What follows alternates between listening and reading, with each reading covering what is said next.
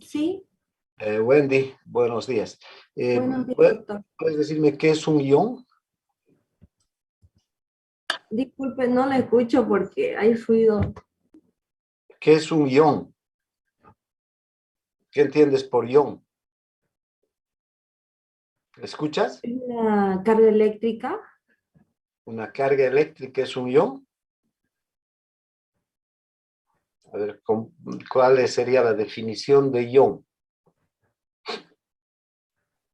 Una carga eléctrica positiva. Una carga eléctrica positiva. Bueno. María Alejandra Vargas está.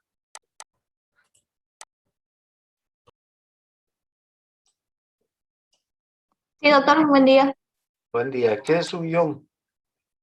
Es una carga eléctrica. Si es positivo, este se llama catión. Ya. Y una carga eléctrica, esta carga eléctrica será la que se encuentra en los cables de la electricidad. Sí, es un átomo, podemos encontrarlos en cualquier lugar. Ya, es un átomo. ¿Y los átomos tienen carga eléctrica? Puede estar tanto positiva como negativa. Un átomo de carga eléctrica positiva, ¿cuál será, por ejemplo? El catión, El catión. Y uno de carga negativa. anión. Y dime una cosa, el átomo como tal, por ejemplo, el átomo de calcio, ¿tiene una carga eléctrica? Sí, el calcio tiene carga eléctrica positiva, si no mal recuerdo. Bueno, pero aunque tienes una idea, no estás en lo correcto. Un ion es un átomo que obtiene una carga eléctrica, porque normalmente los átomos no tienen carga eléctrica. ¿Sí? Un átomo tiene el mismo número de electrones que de protones, y al tener el mismo número de electrones y de protones, tiene una carga neutra, cero, porque los protones con los neutrones se neutralizan. Ahora, hay algunos átomos que pueden ganar o perder un electrón de su última órbita, ¿no? A estos se los conoce como iones. Los que ganan un electrón en la última órbita son los aniones, porque obtienen un electrón y los electrones tienen carga negativa. Entonces, al ganar un electrón, ese átomo se carga eléctricamente de carga negativa. Hay otros átomos que pierden un electrón de la última órbita. Al perder ese electrón, esos átomos pierden una carga eléctrica negativa y ganan la carga eléctrica positiva. Esos son los cationes, ¿ya? Eh, Esto es esencial para la, las reacciones químicas, para un gran número de reacciones químicas, y es esencial para que los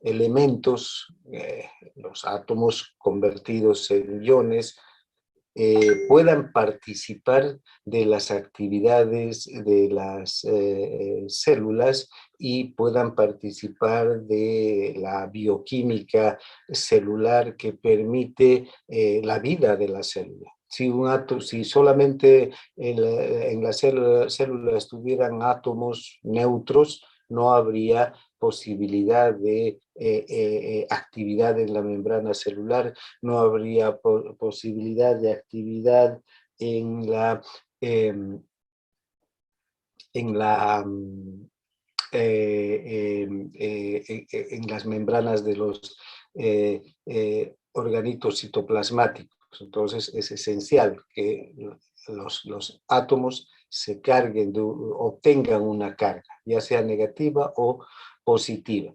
Y es en ese estado, en estado de ion, que los átomos pueden participar de las actividades celulares. Bien, a ver, Selena Belén Torres está.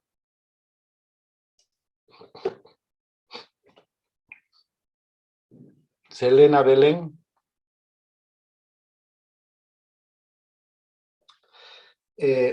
Roberto Carlos Padilla está. Sí, doctor, buen día. Roberto Carlos, ¿has leído para esta materia, para este tema de hoy día? Un poco, doctor. ¿Qué es un potencial de acción? Un potencial de acción, doctor, es cuando se puede transmitir una carga a través de la membrana de iones, ¿Ya? que puede ser que un ion de positivo ingrese y haga una carga positiva en el interior de la membrana. ¿Ya? Y también puede ser como un ion negativo, puede ser que salga al exterior y haga una negatividad, haga una positividad en el interior de la membrana. Si un ion positivo sale de la célula hacia el exterior, ¿qué va a pasar dentro de la membrana, dentro de la célula? Se hace negativo. Bueno. A ver, Yo, doctor, ¿puedo hablar? ¿quién eres? Susi, Valdivia Leaños. Susi, muy bien, Susi. A ver, ¿qué quieres hablar? ¿Qué has leído? De lo que sería en este caso como un tipo de definición del tema, este potencial sería un cambio rápido de lo que fue el potencial de membrana. O sea, algo más rápido, y lo que fue el potencial de membrana fue la diferencia de cargas eléctricas en lo que sería a ambos lados de la membrana, o sea, en el líquido extra e intracelular. ¿Ya? ¿Qué es el potencial de membrana en reposo? Has dicho, ¿no? Del cambio rápido del potencial de membrana en reposo. ¿Has leído sobre el potencial de membrana en reposo? Sí, doctor. Que dentro de la célula, por ejemplo, hay una carga más negativa, ¿Ya? y al momento de que haya ese cambio, al salir se vuelve como positiva, y se llama despolarización. ¿Ya? Por ejemplo, Pero sería ¿qué es el potencial de membrana en reposo nomás? ¿A qué se referiría el potencial de membrana en reposo? potencial de membrana de reposo. Ajá. No me acuerdo, doctor, eso. ¿Qué Esa puedo concepto. complementar. te dice el nombre reposo o el término reposo? ¿Qué te dice? Que está bajo, o sea, y al momento de que por ejemplo, en un nervio se excite, ya esta carga tiene una carga más baja, y al momento de excitarse, yo que sé, un nervio, una fibra nerviosa, se vuelve algo más positiva. A ver, cuando vos estás en reposo, ¿qué estás haciendo? Nada, tranquilo. Nada, no estás en actividad, ¿no es verdad? Sí, Bueno, exacto. cuando hablamos del reposo, nos referimos a que también la célula, no es decir que no esté haciendo nada, ¿no? Pero no hay una actividad eléctrica en la membrana, ¿sí? Es como que no pasan, los iones están quietos, sin moverse en la membrana. Hace un momento, tanto vos como algunos de tus compañeros decía que los iones que están afuera entran y los iones que están adentro salen, pero cuando hay reposo, los iones están quietos, en reposo, están reposando, están descansando, sin hacer nada. ¿Bien? Vamos a ver enseguida estos conceptos. ¿Quién quería hablar? Alguien dijo si Sí, podía doctor, yo hablar. quería complementar un poco. Dime, ¿qué es la despolarización? La despolarización, doctor, es cuando lo que pasa con las cargas eléctricas de la membrana es que van a representar una curva exponencial, ¿no? Ya que los canales pueden ser tanto de sodio o potasio. O sea, una vez que se abre uno, este uno hace que se abran más canales y más canales. Entonces, esto hace que la carga suba de manera exponencial. Esto se lo conoce como despolarización, cuando la carga está pasando de negativo a positivo, y luego de que la carga de que se han abierto todos los canales, en este caso de sodio, y alcanza un voltaje de 35 milivoltios, la membrana vuelve a repolarizarse, ¿no? Ahí es donde pasa de cargas positivas nuevamente a cargas negativas. ¿Y cómo ocurre la repolarización? Cuando los canales comienzan a cerrarse y otra vez, en este caso, para que vuelva a ser negativo, el potasio en este caso iría saliendo de la célula para volver a cargar la célula negativa a menos 90 milivoltios. Ya. ¿Y cómo crees vos que luego el potasio que es extracelular y el sodio, o perdón, que el potasio que es intracelular y el sodio que es extracelular vuelven a sus concentraciones normales? Porque me has dicho que ha entrado el sodio y ha salido el potasio. ¿Cómo se van a restituir las concentraciones de sodio y de potasio? En este caso, doctor, yo creo que es gracias a la carga eléctrica, justamente al potencial de acción, que vuelven los valores normales. Bueno, eso vuelve porque sale el potasio, pero ¿cómo vuelve el potasio y cómo el sodio sale? ¿Quién sabe? ¿Quién puede decir? La bomba, debido a la bomba sodio-potasio, doctor. ¿Ya? ¿Qué pues, sucede con las bombas sodio-potasio? Restituyen los niveles normales de sodio intracelular y extracelular. ¿Ya? Controla la entrada y salida de los iones. ¿Ya? A ver, ¿cómo funciona la bomba sodio-potasio? Ya la bomba sodio-potasio tiene 3 sitios de unión para el sodio y 2 sitios de unión para el potasio. Este bombea el sodio hacia afuera y mete 2 iones de potasio hacia dentro de la célula, y de esa manera es una forma de cómo restituye la membrana el potencial en reposo. Igual interviene lo que es la permeabilidad de la membrana y la carga del ion a difundir, lo que determina el potencial de membrana. ¿Ya? Bueno, bien, entonces hoy vamos a hablar de estos fenómenos que se producen en la célula, que son esenciales para la actividad celular. Prácticamente todas las células tienen estos fenómenos eléctricos que se producen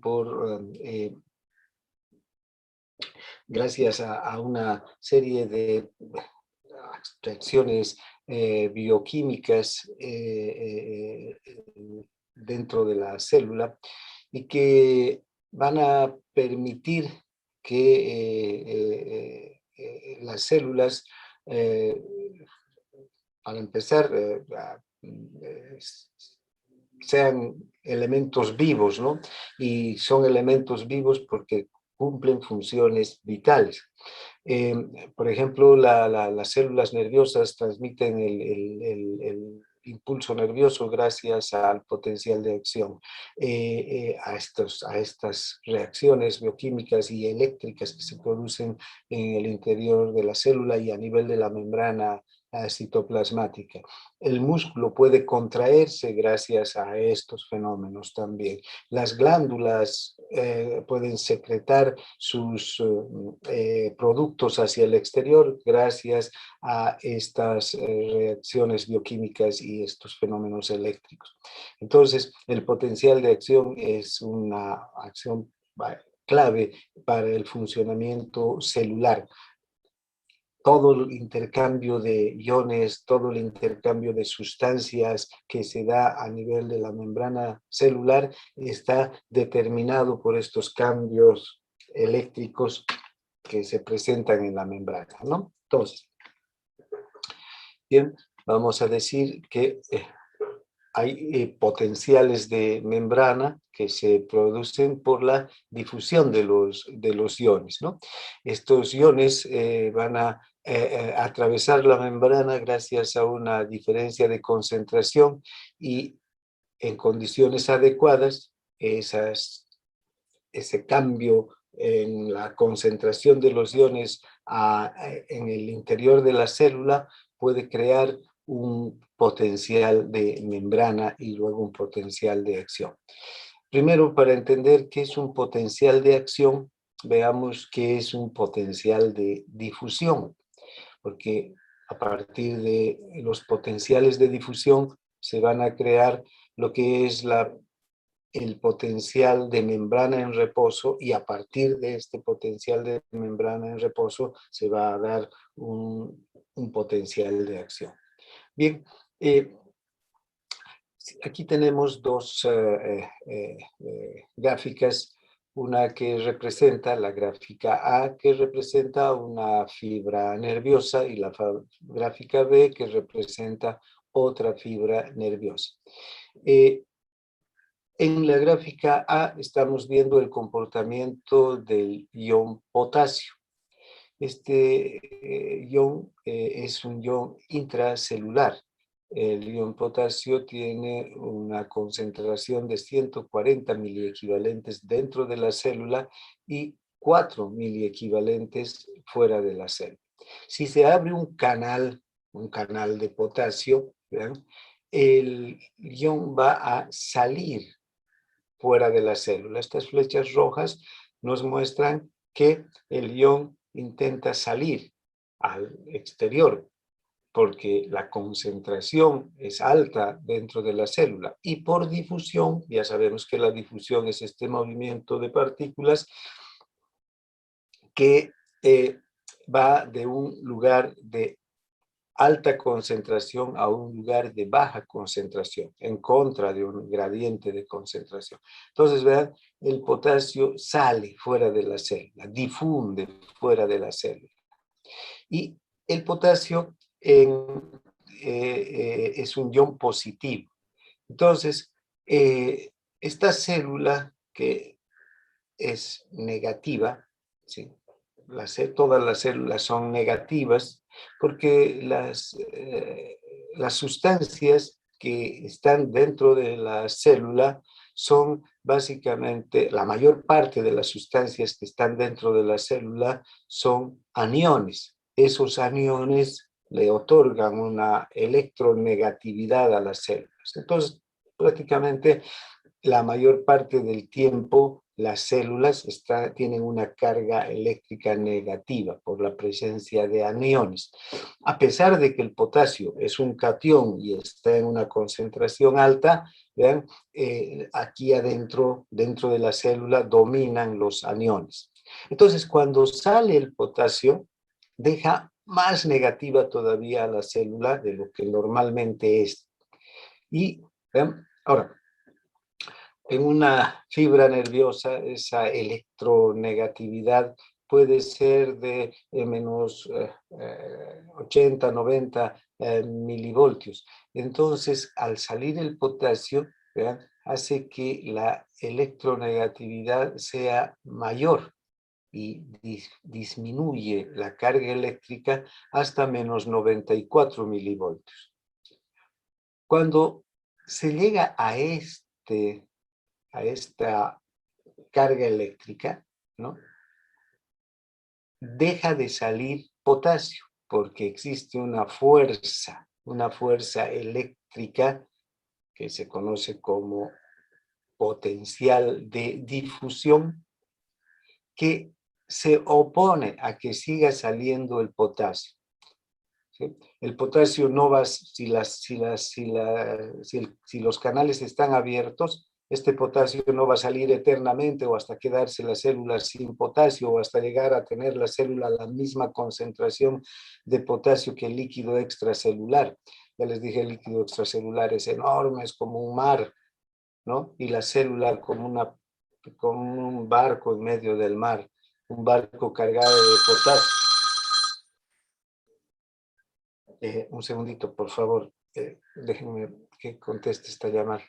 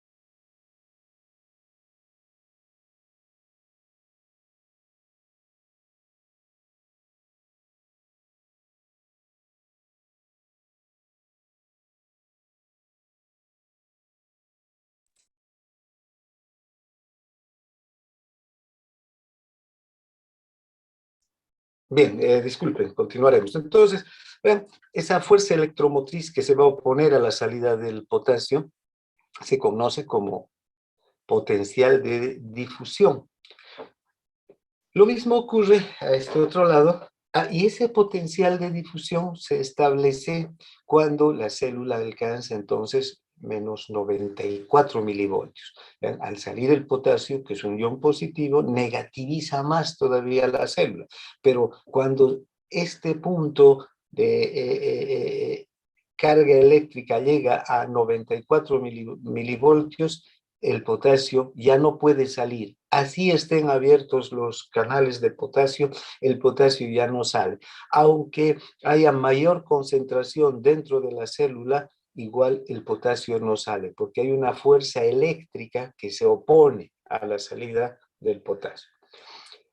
Lo mismo podemos observar en este otro gráfico, en el gráfico B, y podemos ver el comportamiento del ion sodio. El ion sodio también es un ion que se encuentra en diferentes concentraciones a ambos lados de la membrana, ¿no? En el líquido extracelular, el sodio tiene 142 miliequivalentes, y en el líquido intracelular tiene apenas 10 a 14 miliequivalentes. Entonces, ¿qué sucede si tomáramos como si el sodio fuera el único ion que está aquí en juego, en esta fibra nerviosa, y se abre un canal de sodio? Si se abre el canal de sodio, ven las flechas rojas, el sodio ingresa por el canal hacia el interior, donde el sodio tiene poca concentración. Por difusión, entonces, el sodio ingresa hacia el interior. Pero el sodio es un ion positivo y lo que hace es positivizar el interior de la célula. Entonces ingresa mucho sodio al interior. Pero ¿cuánto sodio va a entrar al interior de la célula? Ya les decía, el sodio es abundante en el líquido extracelular, y el líquido extracelular es inmenso. No va a entrar todo el sodio del líquido extracelular. De hecho, la célula podría reventar con tanto sodio, ¿no? Entonces, aquí hay nuevamente una fuerza electromotriz, igual que en el caso del potasio. ¿Vean? Es esta flecha negra, es la fuerza electromotriz o potencial de difusión que se opone a la entrada de más sodio, ¿no? ¿Y cuánto representa este potencial de difusión? Más 61 milivoltios. Es decir, que cuando el interior de la fibra nerviosa tiene 61 milivoltios, más 61 milivoltios, así los canales de sodio estén abiertos, el sodio ya no va a entrar, porque hay una fuerza eléctrica que se opone a que continúe ingresando. Bien, estos son las características entonces de los potenciales de difusión del potasio y del sodio. Ahora, estos potenciales de difusión se pueden calcular, de hecho así es como lo han calculado los científicos, los investigadores, a partir de una fórmula matemática, ¿no? Es una ecuación, se conoce como la ecuación de Nernst. Esta ecuación de Nernst dice que la fuerza electromotriz, estas flechas que ustedes están viendo, ¿verdad? La fuerza electromotriz o potencial de difusión de un ion se puede establecer, ¿no? O es igual, la fuerza electromotriz en milivoltios es igual a más menos 61 por el logaritmo de la concentración en el interior de la célula dividido entre la concentración en el exterior de la célula. ¿Qué va a definir este más menos? Generalmente este signo va a estar definido por el ion y la dirección del ion. Por ejemplo, cuando los iones positivos abandonan la célula, vamos a tener un potencial de difusión negativo. Y cuando los iones positivos ingresan a la célula, se va a tener un potencial de difusión positivo, o si un ion negativo sale de la célula, vamos a tener un potencial positivo, pero si un ion negativo ingresa a la célula, vamos a tener un potencial de acción negativo, ¿no? En el caso,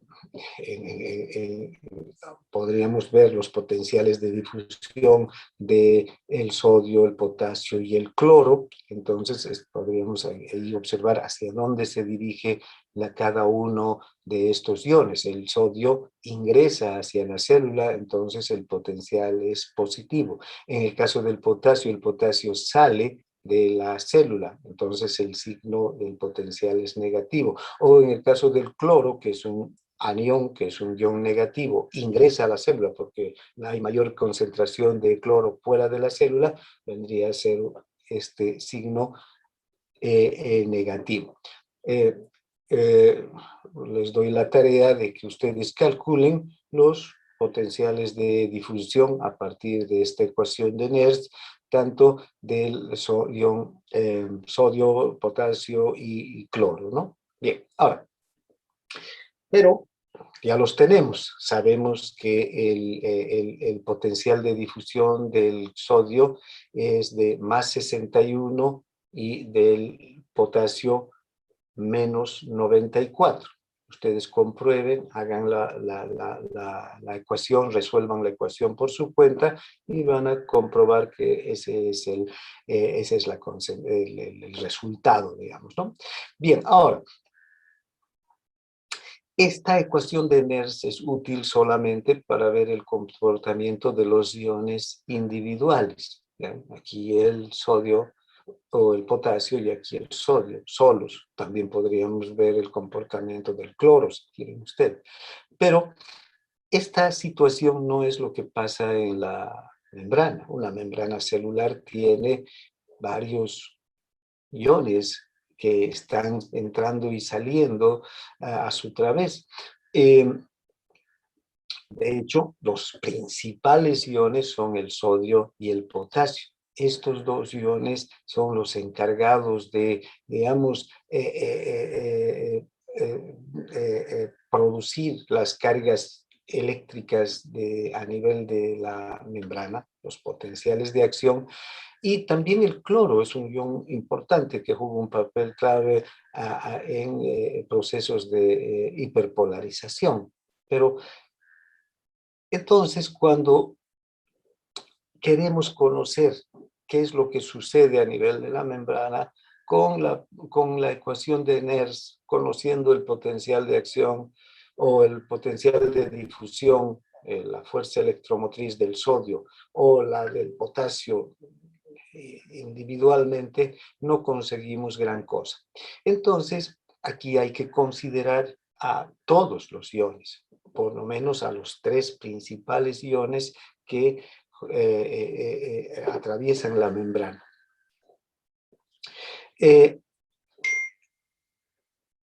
Y la célula, desde luego, es permeable a varios iones. Entonces, aquí hay que considerar una otra forma de calcular. Y también los científicos han establecido otra ecuación, la ecuación de Goldman. Esta ecuación de Goldman ya considera al conjunto de los iones, ¿no? Al sodio, al potasio y al cloro, ¿no? Y toman en cuenta, además de la polaridad de la carga eléctrica de cada uno de estos iones, si son iones positivos o iones negativos. En el caso del potasio y el sodio son positivos, pero en el caso del cloro son negativos. Además, la permeabilidad de la membrana a cada uno de los iones y la concentración de cada uno de los iones en el interior y en el exterior de la membrana.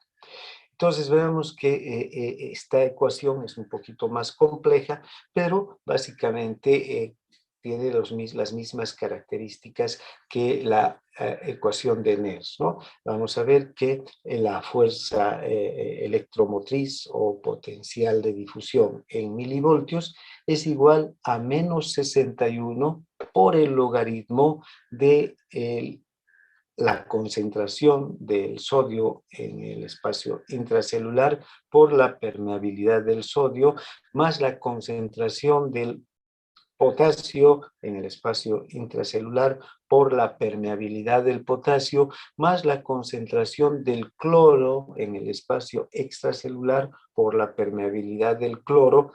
Y aquí vean, ya se está tomando en cuenta la carga eléctrica de los iones, ¿no? Aquí en el numerador tenemos las concentraciones de los iones positivos en el líquido intracelular, ¿no? Y la concentración del ion negativo en el líquido extracelular. Y como denominador tenemos la concentración del sodio en el líquido extracelular por la permeabilidad del sodio más la concentración del potasio en el líquido extracelular por la permeabilidad del potasio más la concentración del cloro en el líquido intracelular por la permeabilidad del cloro. Aquí están ya consideradas las polaridades, las cargas eléctricas de los iones y además otro elemento que tenemos ya definido aquí es la concentración. Conocemos las concentraciones de los iones tanto en el líquido intra como en el líquido extracelular. Lo que no está todavía definido es la permeabilidad de los iones. Ahora, esta permeabilidad de los iones se ha establecido a partir de unos canales de fuga. Estos canales de fuga son unos canales que son permeables tanto al sodio como al potasio y también al cloro. Los canales de fuga son muy, pero muy permeables al potasio y menos permeables al sodio y son absolutamente impermeables al cloro. Estos canales de fuga entonces hacen que, por ejemplo, la permeabilidad para el sodio, ponemos al sodio como referente, la permeabilidad para el sodio es 1, la permeabilidad para el potasio es 35 y la permeabilidad para el cloro es 0. Esto porque, vean, hay una situación que hace que al cloro le cuesta ingresar al interior de la célula porque la carga eléctrica negativa de la célula rechaza al cloro y no le permite ingresar. Entonces, si tenemos, además de la concentración, la permeabilidad de cada uno de los iones, entonces podemos resolver esta ecuación, la ecuación de Goldman, ¿no? Ahora, solamente para información, ustedes ya pueden estudiar mejor de dónde han salido más menos 61, ¿no? Que es una constante, vean, alguien se ha inventado, lo han sometido a votación o qué, no, más 61 sale de todos estos de valores, ¿no? Vean, la fuerza electromotriz, entonces viene a ser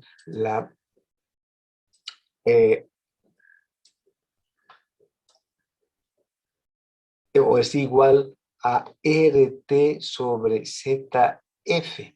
Este RT sobre ZF es el más menos 61. Y R es la constante de los gases, T la temperatura absoluta, Z es el número de oxidación de un ion que difunde y F la constante de Faraday. Entonces, no necesitamos nosotros conocer al detalle estos valores, pero es bueno que sepamos que de aquí, de esta otra fracción, ¿no? De resolver esta fracción, es que sale el más menos 61, ¿no? Y bueno, multiplicado por el logaritmo de la concentración intracelular por la concentración extracelular. Lo mismo viene a salir el mismo menos 61, ¿no? De estas, de las relaciones entre estos valores para la ecuación de Goldman, ¿no?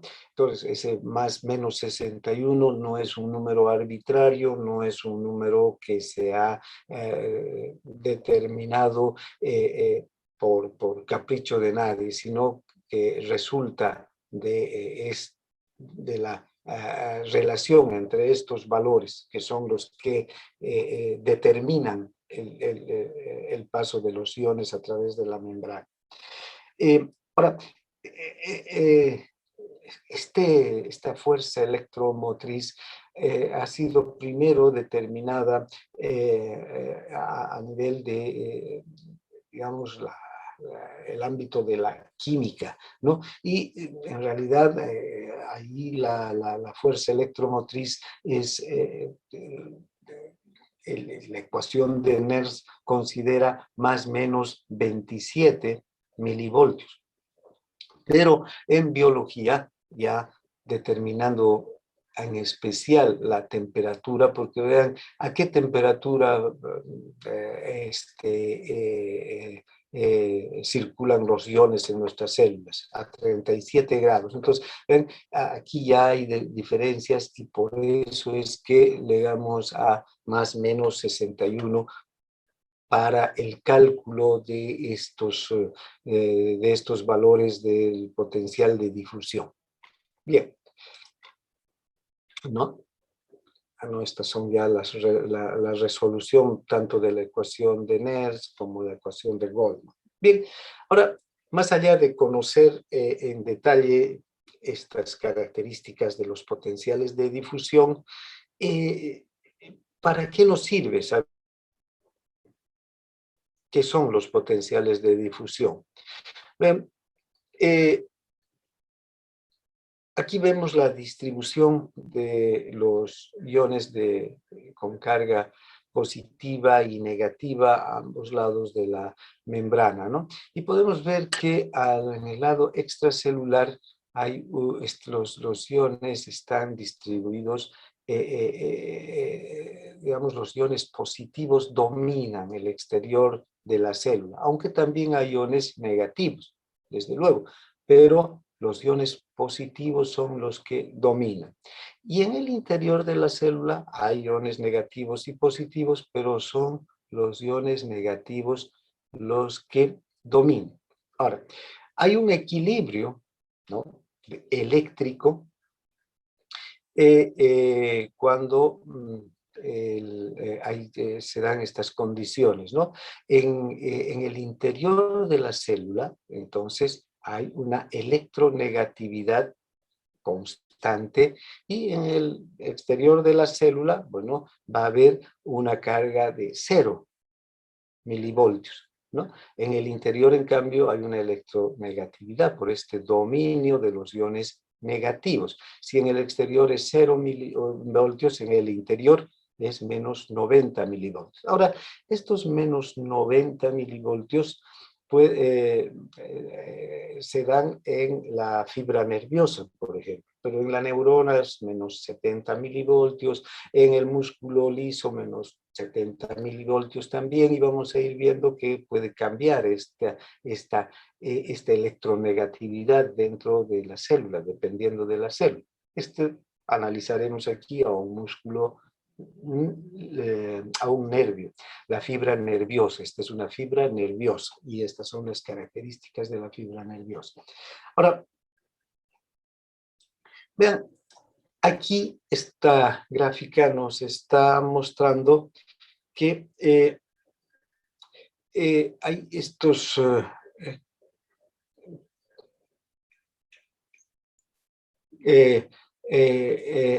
estos cambios que podrían darse en el interior de la membrana, o sea, en ambos lados de la membrana, cuando los iones difunden, ¿no? De un lado a otro. Ahora, pero si observamos este punto, vemos que aquí el interior de la célula es negativo, menos 90 milivoltios. A estos menos 90 milivoltios se conocen como potencial de membrana en reposo, porque vemos que las cargas eléctricas negativas están alineadas en el interior y las cargas eléctricas positivas están en el exterior. No hay movimiento de iones en este instante, ¿no? Y en el interior de la membrana es negativa la carga eléctrica. Esto es lo que se conoce como potencial de membrana en reposo. Ahora, si ustedes hacen el cálculo, ¿cómo se llega a establecer este potencial de membrana en reposo? Aquí la célula no tiene actividad eléctrica. ¿Cómo se llega a establecer este potencial de membrana en reposo? Este potencial de membrana en reposo se establece gracias a los potenciales de difusión, ¿no? Que se producen a nivel de la célula. Primero están estos canales de fuga. Analizaremos estos canales de fuga y estos canales permiten la salida del potasio y el ingreso del sodio, ¿no? Aquí el sodio es 100 veces menos permeable que el potasio. El potasio es muy permeable, sale el potasio en gran cantidad hacia el exterior. En cambio, el sodio es menos permeable, pero también tiene permeabilidad, ingresa hacia el interior cuando se abren estos canales de fuga. Estos canales de fuga, entonces, permiten el establecimiento del potencial de membrana en reposo. Y aquí está la difusión, el potencial de difusión del potasio y el potencial de difusión del sodio, ¿no? Y una cosa interesante es que hemos visto, por ejemplo, que solamente si tomamos en cuenta al potencial de difusión del sodio, tenemos que este potencial de difusión es más 61 milivoltios, y si calculamos el potencial de difusión del potasio es menos 94 milivoltios, pero ninguno de los dos nos indica el potencial de difusión o la fuerza electromotriz que existe en un momento determinado en la membrana, es decir, esa fuerza que hace que los iones estén quietos, que los iones no se muevan. Entonces, para eso utilizamos la ecuación de Goldman. Y esta ecuación de Goldman, si ustedes hacen el cálculo de la ecuación de Goldman, tomando en cuenta la permeabilidad del sodio, del potasio y del cloro, y además las concentraciones intra y extracelulares del sodio, el potasio y el cloro, nos muestra que el potencial de difusión de los tres iones es de menos 86 milivoltios. Esta ecuación llega a que tenemos menos 86 milivoltios. ¿Bien? Entonces, los científicos, los investigadores que iniciaron con este estudio, observaron que la fórmula matemática del potencial de difusión, la ecuación de Goldman, nos mostraba que dentro de la célula debería haber dentro de la fibra nerviosa deberían estar menos 86 milivoltios. Estos menos 86 milivoltios, esta carga eléctrica en el interior de la célula, determinaba que los iones, tanto extra como intracelulares, se mantengan en su lugar. Es decir, que no circulen iones, porque esta carga evitaba que entren más sodios por los canales de fuga o salgan más potasios por los mismos canales de fuga, ¿no? No sé si se comprende esto. Esta carga eléctrica, al igual que menos 94, evita que siga saliendo el potasio solo, o más 61 evita que siga entrando el sodio solo, menos 86 evita que los dos iones circulen. Entonces, con menos 86 milivoltios, los dos iones deberían estar quietos, inactivos, es decir, la membrana en reposo, descansando, que no haya actividad iónica, que no haya actividad eléctrica en la membrana, ¿sí? Menos 86 milivoltios. Pero volvamos a esta otra gráfica de aquí y los científicos, al introducir un electrodo dentro de la fibra nerviosa, un electrodo explorador dentro de la fibra nerviosa y otro electrodo negativo fuera de la fibra nerviosa, encontraban que el voltímetro mostraba menos 90 milivoltios. Entonces aquí había algo que estaba ocurriendo, ¿no? ¿Vean? Hay una diferencia entre el cálculo, digamos, matemático con la experimentación, con la demostración de la electronegatividad dentro de la célula. Entonces, buscaron la explicación y encontraron que para estos 4 milivoltios que faltan, estos menos 4 milivoltios que faltan para llegar a menos 90 milivoltios, hace falta la intervención de la bomba sodio-potasio ATPasa, ¿no? Y en este caso, esta bomba, la bomba sodio-potasio ATPasa, saca 3 sodios y mete 2 potasios. Y vean, al sacar 3 sodios y meter 2 potasios, hay una diferencia de potencial eléctrico a favor de los iones negativos en el interior de la célula, porque salen 3 iones positivos y entran 2 iones positivos, ¿no? Entonces, aumenta la diferencia a favor de los aniones, de los iones negativos que ya están dentro de la célula y que determinan la electronegatividad de la célula. Bien, entonces, habiendo encontrado estos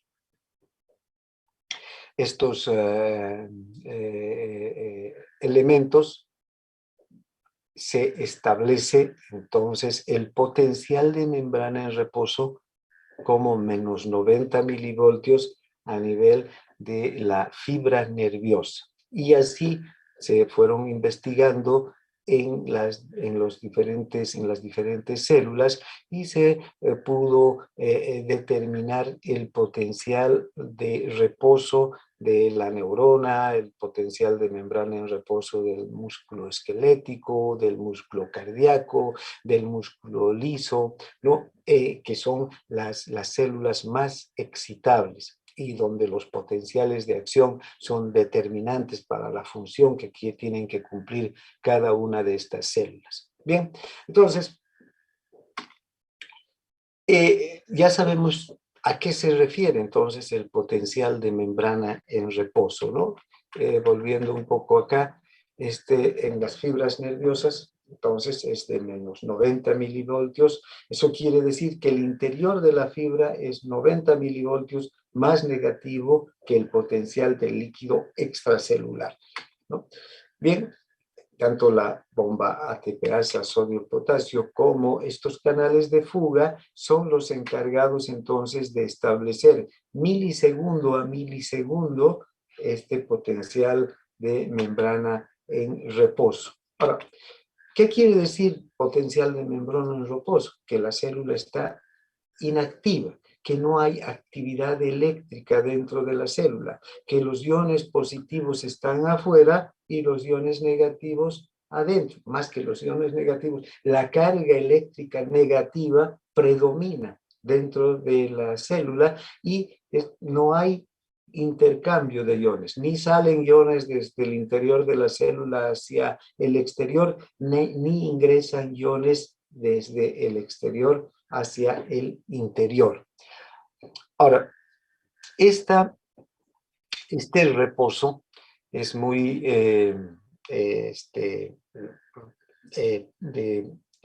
crítico, ¿no? Porque en cualquier momento el reposo se puede alterar y cualquier estímulo, ¿no?, puede producir un cambio en el comportamiento de los iones a nivel de la membrana. Un estímulo puede hacer que entren más iones negativos dentro de la célula, por ejemplo, y la célula se vuelva más negativa. O un estímulo puede hacer que entren iones positivos dentro de la célula y la célula se convierta adquiere una carga eléctrica positiva. Entonces, vean, un potencial de acción no es nada más que una un cambio en la carga eléctrica de la célula a través de, desde luego, un cambio súbito del potencial de membrana negativo, ¿no? Este potencial, fíjense, los iones que están aquí, si vemos esta fibra, observamos los iones negativos alineados en el interior y los iones positivos en el exterior. En este punto estamos en reposo. Esta célula no tiene actividad eléctrica. Pero ¿qué sucede si hay un estímulo? Va a haber un cambio en el potencial de membrana negativo en reposo y pueden ingresar iones positivos, ¿no? Un estímulo puede ser un estímulo mecánico, un estímulo químico, un estímulo eléctrico también. Puede producir la apertura de un canal, por ejemplo, el canal de sodio, y el sodio, como es extracelular, va a ingresar hacia el interior de la fibra, de la célula, y lo va a volver positivo. Cuando un ion un ion positivo ingresa dentro de la célula, cambia el potencial eléctrico. Y aquí podemos ver, los iones se alinean, ¿no? Los iones positivos adentro y más bien queda la electronegatividad fuera. Pero también puede suceder que un momento, un milisegundo, 2 milisegundos después de que se ha producido este proceso de despolarización, los iones positivos salgan fuera de la célula, ¿no? Y nuevamente se alineen en el exterior de la membrana y dejen el dominio de los iones negativos en el interior de la célula. A esto se conoce como repolarización. Bien, ahora, lo que estamos viendo aquí en la fibra, en el dibujo de la fibra, podemos observar en esta gráfica. ¿Vean? La fibra nerviosa está en reposo, no hay actividad. ¿Cuánto tiene? Menos 90 milivoltios. Esta gráfica, antes que nada, es una gráfica que en el eje de las Y mide los milivoltios y en el de las X los milisegundos, ¿no? El tiempo. Entonces, esta es una gráfica que nos está mostrando el voltaje y el tiempo. Entonces, si tenemos una célula, ¿no? Esta célula que no tiene actividad eléctrica en su membrana, está en reposo, tiene menos 90 milivoltios, iones negativos adentro y positivos afuera. Pero un estímulo, cualquiera sea este estímulo, puede cambiar, puede producir un cambio súbito en el potencial de membrana. Y hablamos de un cambio súbito porque vean, estamos hablando de milisegundos, ¿no? En un milisegundo esta membrana que era negativa se convierte en positiva. Fíjense, la célula se positiviza. ¿Por qué? porque ingresan los iones eléctricos con carga positiva al interior, o los iones con carga eléctrica positiva al interior. Y vean cómo aumenta el voltaje, porque aquí podemos ver los milivoltios, de menos 90 a más 35 milivoltios, ¿no? El voltaje aumenta en 125 milivoltios, ¿no? Y luego que se ha producido este incremento del voltaje, ¿no? Los iones positivos salen nuevamente hacia el exterior y se produce la repolarización hasta que la célula recupera la carga inicial, el potencial de membrana en reposo de menos 90 milivoltios. Si vemos todo este proceso, y esto ocurre en las fibras nerviosas, en las neuronas, en el músculo, apenas dura milisegundos, ¿no? 2, 3 milisegundos. Ahora, ¿cómo se produce en sí este potencial de membrana o este potencial eléctrico en las células? ¿Qué cambios de iones ocurre en la célula? Ven, durante el potencial de membrana en reposo, entonces, los iones... ¿Cómo está, señora? ¿Estoy llamando el pie? Ya tiempo, ¿no? Me han vuelto a operar otra vez. ¿Se lo quebró? Se lo quebró. Bueno, alguien estaba con el micrófono abierto. Bueno, yo ya lo cerré. Por favor, mantengan sus micrófonos porque hay ruiditos y así a veces hasta situaciones del ambiente de las casas de ustedes que puede interferir con la clase. Cuando abran el micrófono para participar, pueden preguntar, pueden abrir ustedes su micrófono, pero inmediatamente después cerrarlo, por favor, ¿ya? Bien, entonces volveremos al análisis de lo que está ocurriendo. Vean, tenemos el potencial de membrana en reposo de menos 90 milivoltios, no hay ninguna actividad a nivel de la membrana, cargas eléctricas negativas adentro y cargas eléctricas positivas.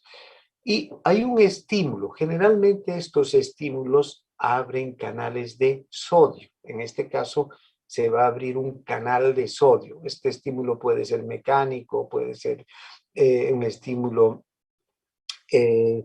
químico, ¿no? Un estímulo físico. Se abre el canal de sodio a nivel de la membrana celular. Y como sabemos, el sodio difunde desde un lugar de mayor concentración hacia un lugar de menor concentración. Solo para recordar, aquí fuera de la célula el sodio tiene el sodio tiene una concentración de, aquí vamos a anotar, 142 miliequivalentes litros, ¿ya? Pero este número, acuérdense. Y aquí adentro, 10 a 14. Entonces, si se abre el canal, ¿ven? El sodio va a ingresar y va a hacerlo, pero súbitamente, va a entrar a gran velocidad por esta diferencia de concentración, a tal punto, vean, que en un milisegundo la célula va a quedar positiva, va a quedar despolarizada. Entonces la despolarización se produce por el ingreso del sodio al interior de la fibra nerviosa. Ahora, ¿cuánto de sodio ingresa? Hasta que el interior de la célula alcanza los 35 milivoltios. En este momento, el canal de sodio se cierra. ¿Recuerdan? Hay canales que se abren y se cierran por voltaje. Este es uno de los canales que se cierra por voltaje. Cuando alcanzamos el voltaje de más 35 milivoltios, ese canal se cierra. Es el voltaje el que determina el cierre de ese canal. Y se abre otro canal, el canal de potasio.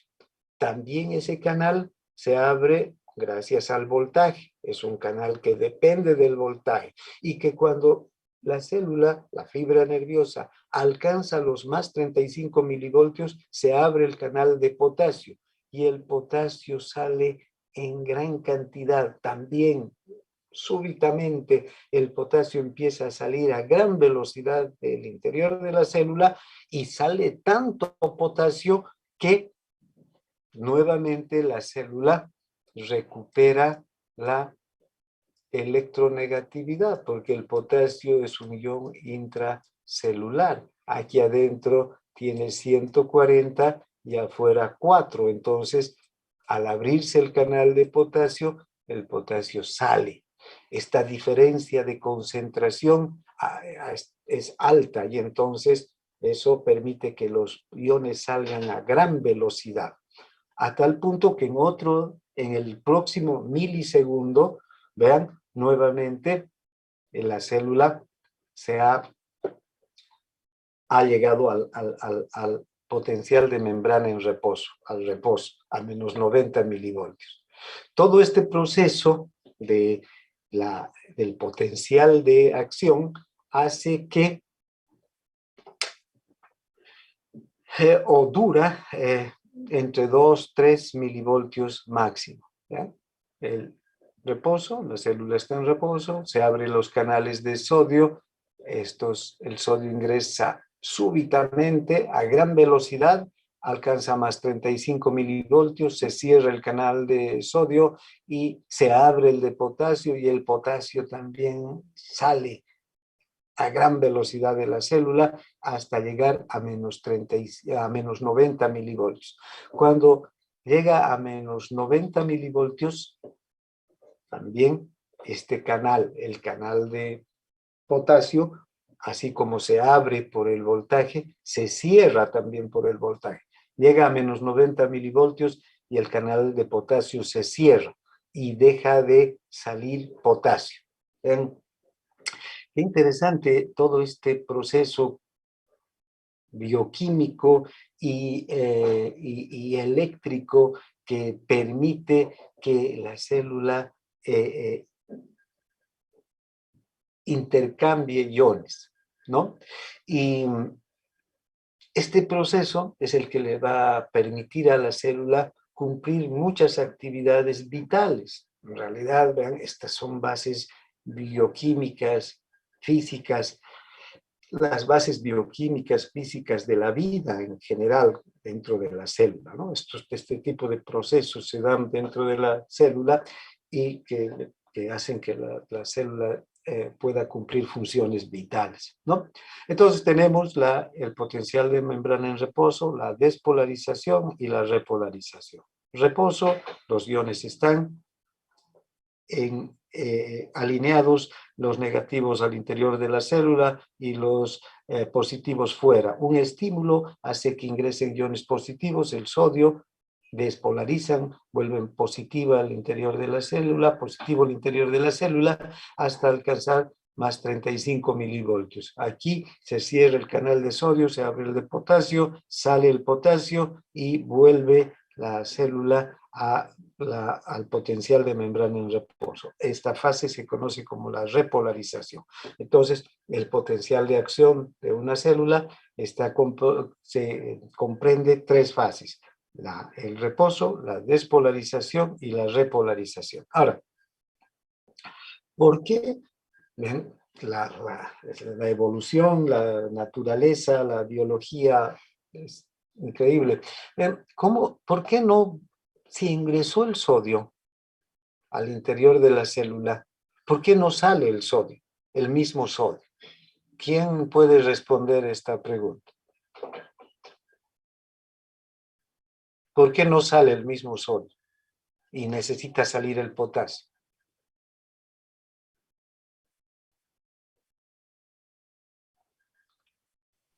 Tal vez la bomba de sodio-potasio solamente contempla al sodio y al potasio, o sea, dentro del... No, ya, enseguida vamos a hablar de la bomba de sodio, pero aquí no estamos hablando de la bomba de sodio. Son canales de potasio que se abren, ¿no? Canales que permiten la salida del potasio.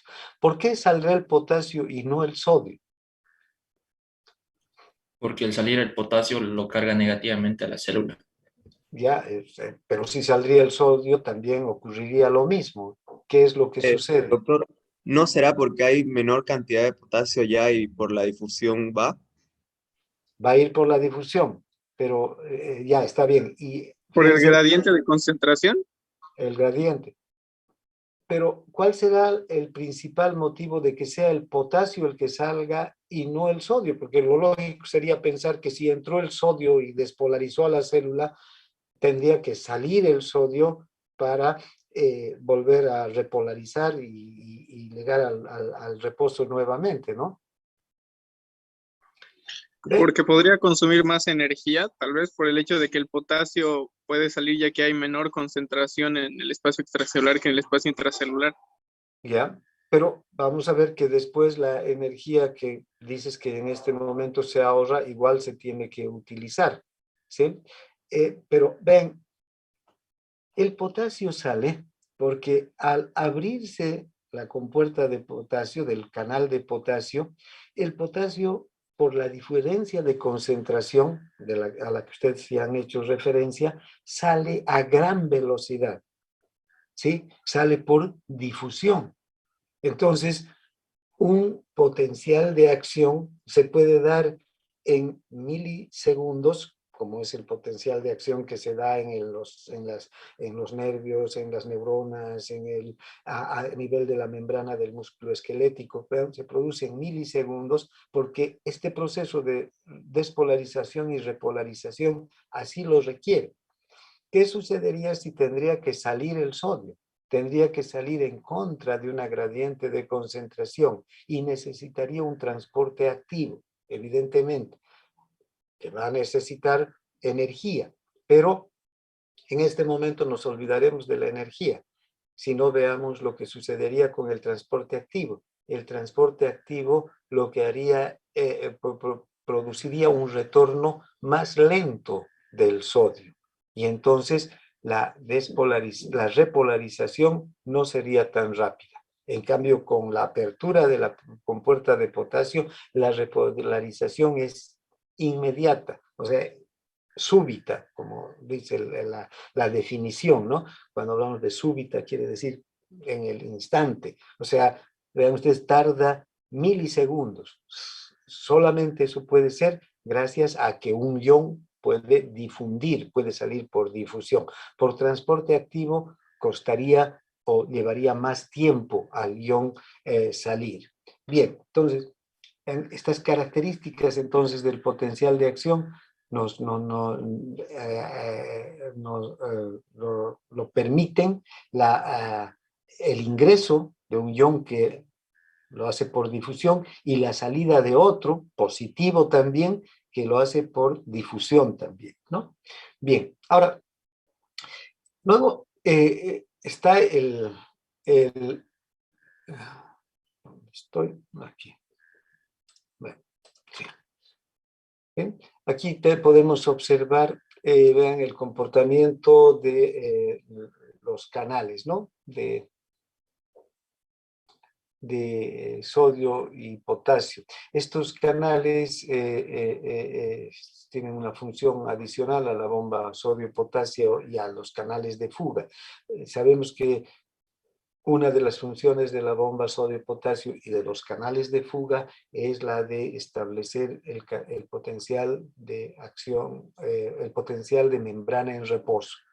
Una vez que se estableció el potencial de membrana en reposo, aquí ya puede empezar la despolarización. Y ven, estos canales, este es el canal de sodio. El canal de sodio tiene la compuerta de activación cerrada y cuando en menos 90 milivoltios. Pero cualquier estímulo puede hacer que este canal de sodio abra su compuerta de activación, ingresa el sodio súbitamente al interior y aumenta el potencial a más 35, ¿no? Y en ese punto, en más 35 milivoltios, se cierra la compuerta o la compuerta de inactivación. El canal se cierra. Y se mantiene así hasta luego nuevamente alcanzar los menos 90 milivoltios. En el caso del potasio, como podemos ver aquí abajo, tenemos que la compuerta de activación está cerrada en menos 90 milivoltios, pero que se abre cuando alcanzamos los más 35 milivoltios, ¿no? Y para finalizar, ¿cómo se restablecen los iones? Ahora, los iones han ingresado al interior de la célula, han llegado, los iones sodio han entrado y los potasios han salido, desde luego.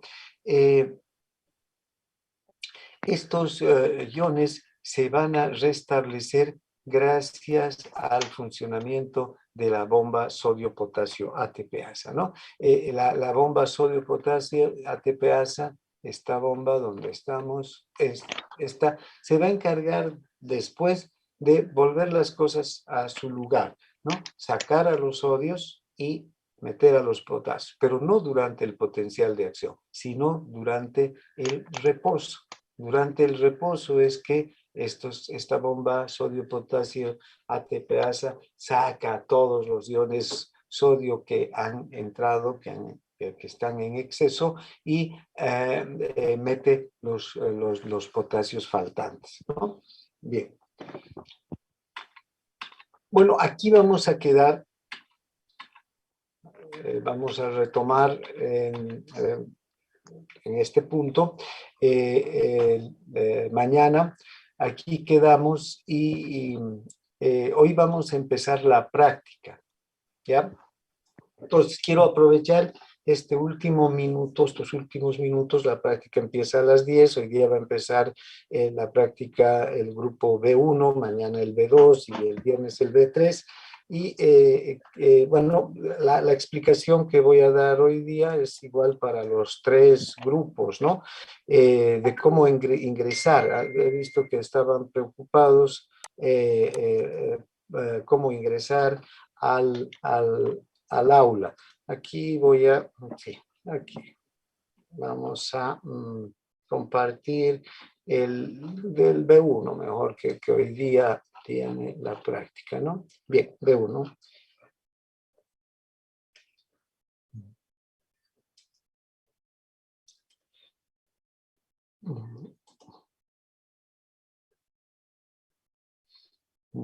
Sí.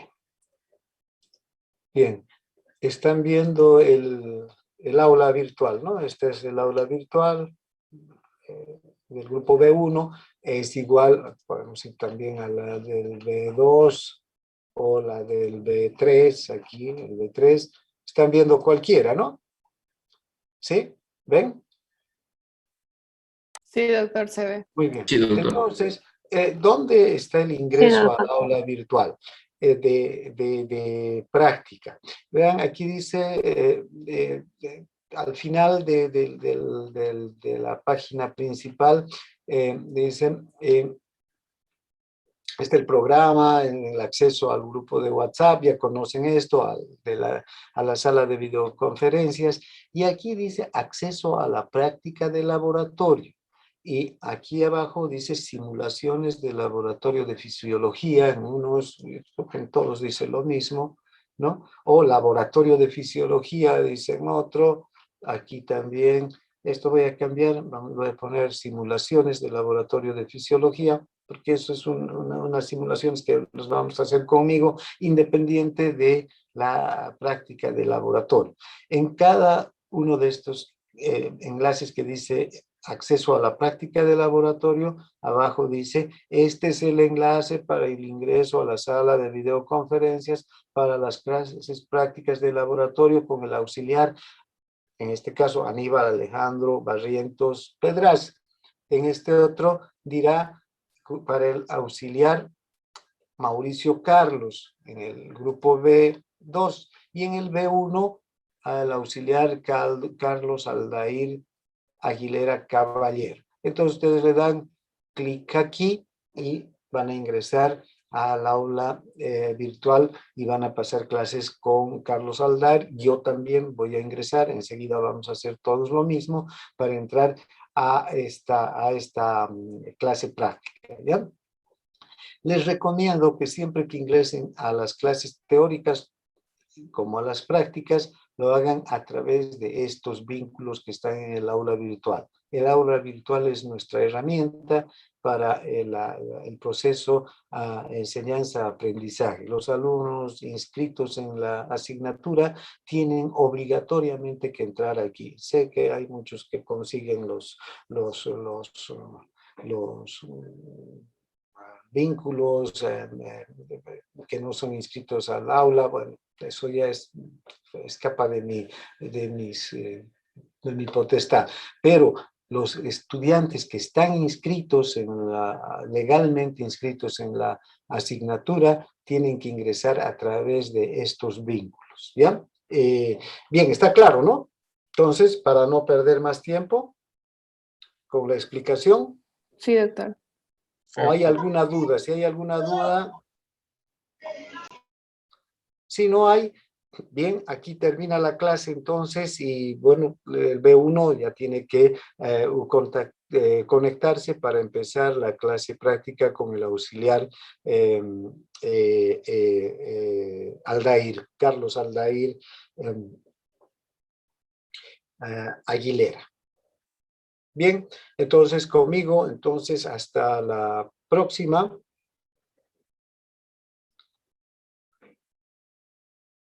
Nos vemos mañana con el resto del grupo y con los del grupo B1 enseguida nomás.